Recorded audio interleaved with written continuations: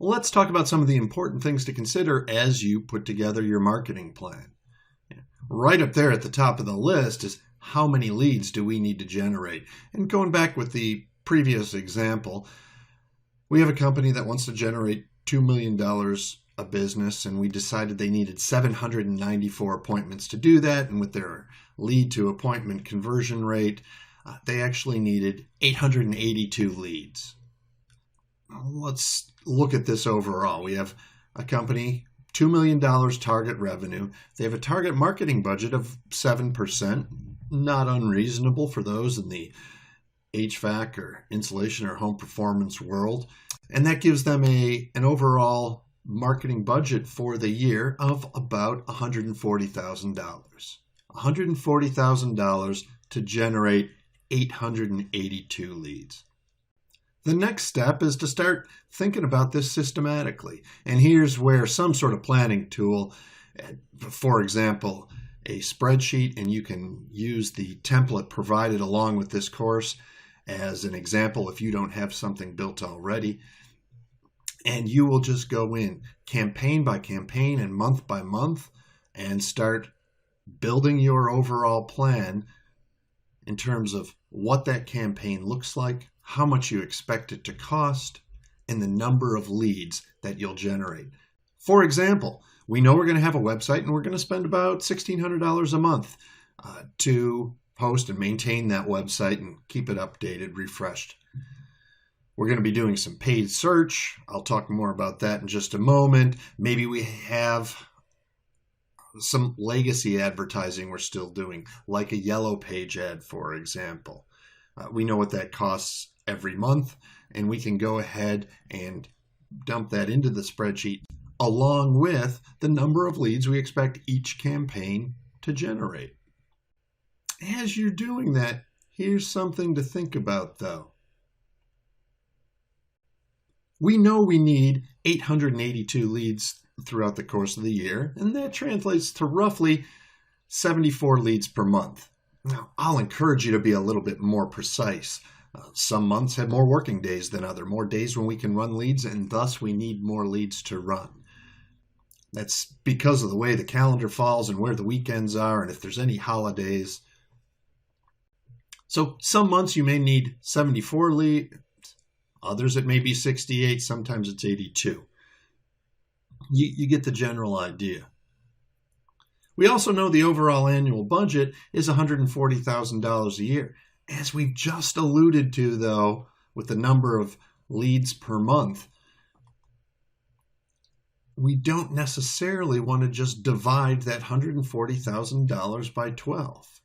And it's more than just the number of working days in the month. Seasonality can really come into play here. It matters a great deal. Let's say we have a curve that reflects the natural demand. We know if we just sit back and do nothing, we're going to get more leads. For example, if we're an HVAC contractor in July and August, our phone's going to ring just by virtue of the business we're in. Conversely, in March and April, the shoulder seasons, when it's very pleasant outside, we may not get any calls.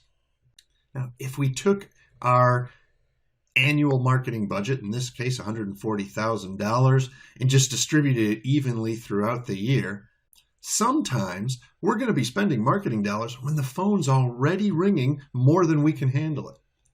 And other times we'll be throwing marketing dollars out there and we're still not generating enough leads and enough appointments to keep our advisors busy. So what I'll suggest is you have to take that seasonality into account. And you may find that when it's slow, you want to spend more. When it's super busy naturally, organically, you may want to ratchet back your marketing spend so you're not wasting leads. You can also think about the seasonality in terms of the types of campaigns you're going to be running. For example, if you live in the snow belt and you anticipate most January, February, it's going to snow, and you know in your particular area, you get a lot of snow on the roofs and that leads to ice damming and that kind of heightens people's awareness. Maybe you want to run a special and tie the services you provide, increased air sealing, increased insulation, better duct sealing, as a solution to not necessarily just high energy use or high energy bills, but as a way to mitigate that ice dam problem, eliminate those icicles. And you may launch an ice dam campaign on the radio. Or it gets hot every summer and you want to anticipate this. Maybe in the case of an HVAC contractor, that means ratcheting things back. Maybe because people haven't made the connection between doing a good job insulating and air sealing their attic and reducing the cooling load on their house. You want to accentuate your services as a way to help keep that house cooler. Are February and March or May and June or whatever the months in your particular area for your particular business very slow? Think about the campaigns you want to run and try something different. Try something big. Even though the phones aren't ringing naturally, even though your revenue is typically down, maybe that's exactly the time to put more marketing dollars into the efforts to generate those leads and appointments. Another point to consider very closely in the context of your overall budget is something that Thomas Smith was talking about in the late 1800s. The need for persistence in your marketing approaches.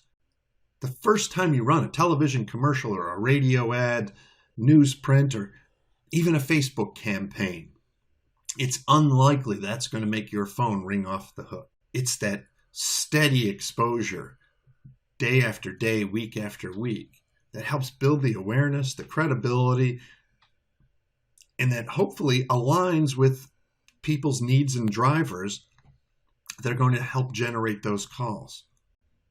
In recognizing this, and although you may want to spend more in some months than others, you're going to have to take a close look to make sure that you've kept enough dollars to be able to sustain campaigns sufficiently long to generate the results you're hoping. Let's take a look at this in a hypothetical company using paid search, for example. Let's say we've decided to make paid search a key component of our marketing strategy. And in January, we've decided we're going to spend $900 and we anticipate generating 14 leads. Now, February, which is a little bit slower for us, we want to spend a little bit more. And we budgeted $1,500 and we expect to generate 20 leads. Similarly, we know that June is very slow, one of our slowest months. And we've decided this June, we're going to put $2,200 into that effort in the hopes of, it's a little bit harder, but in the hopes of generating 22 leads. Conversely, generally in July and August, as the weather heats up in our particular area, the phone's often ringing more than we can handle already. And we don't want to waste our limited marketing dollars making the phone ring unnecessarily. So we've decided not to spend any money on search in July and August. Now, this is just paid search. You have to use this same line of reasoning across your entire array of campaigns.